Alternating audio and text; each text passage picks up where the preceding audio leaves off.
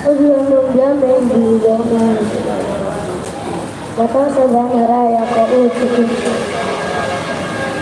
itu dia nanawan abonso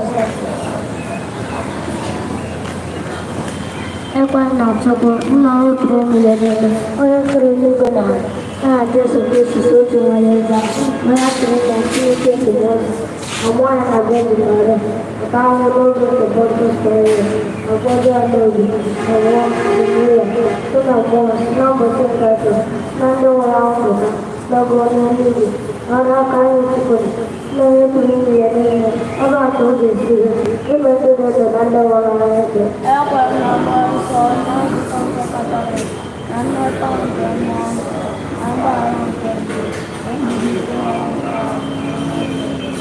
Nah, ini betul juga apa yang kau cakap. Kamu jadi bawa aku segera di sini.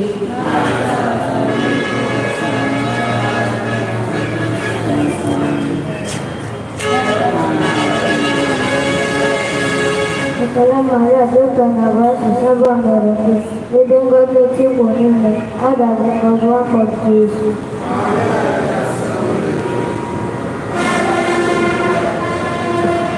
Setelah Maria juga nabas sebuah mereka, didengar kecil punya ada sebuah kursus.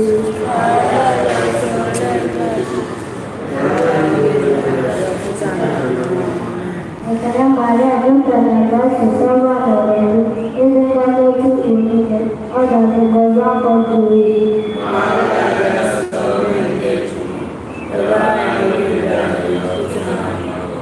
Itu nanawan abonso. Kudus.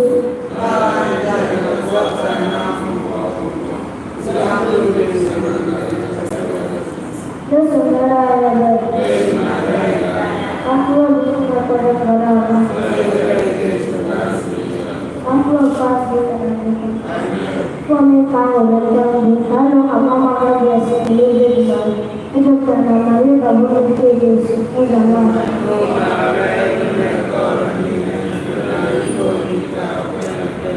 Nah, kamu itu program kalau kamu itu orang yang senang itu.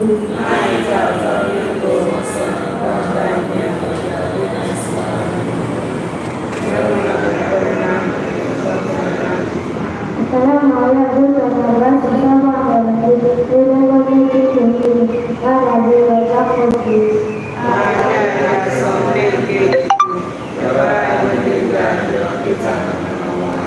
Sekarang Maria juga nabas bersama mereka, didengar kecil punya ada sebuah kursus.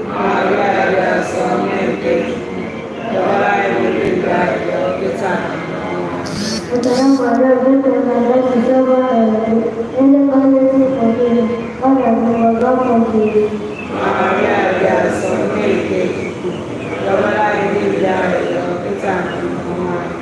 Sekarang Maria juga nabas bersama mereka, didengar kecil punya ada sebuah kursus.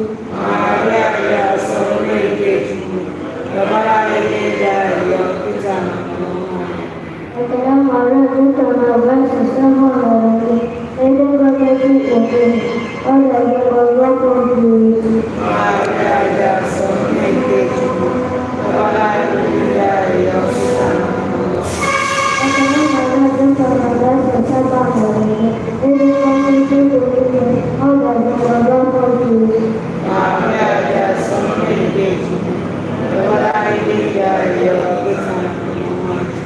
Sekarang Maria juga nabas bersama mereka, didengar kecil punya ada sebuah kursus.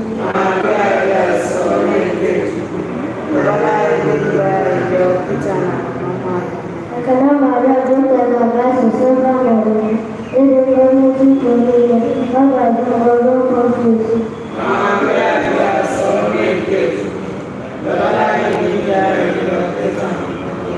Sekarang Maria juga nabas bersama mereka, didengar kecil punya ada sebuah kursus.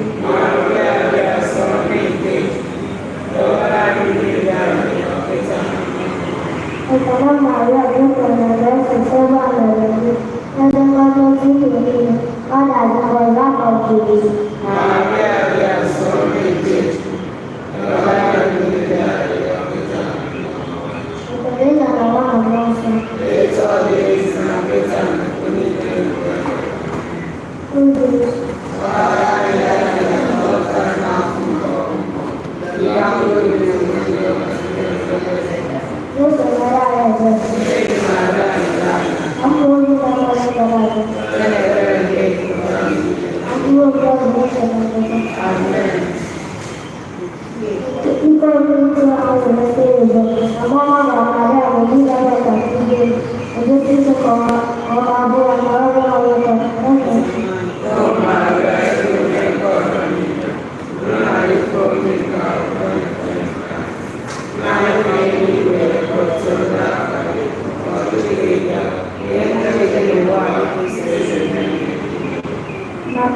Nyai Papa.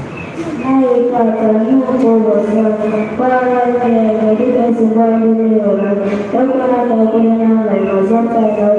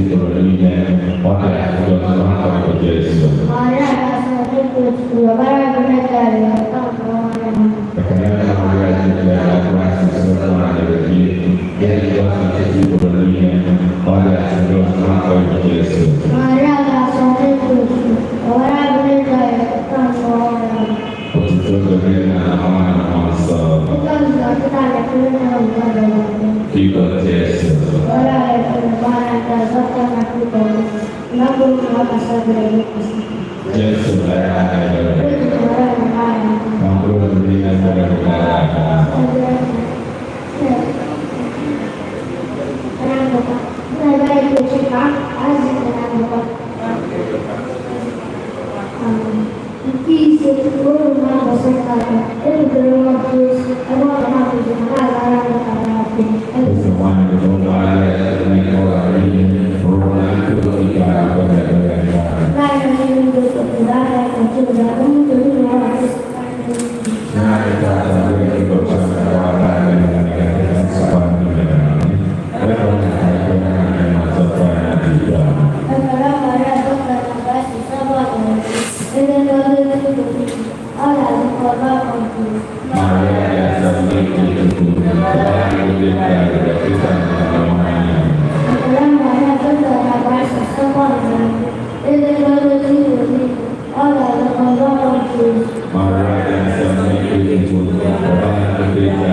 Terima kasih.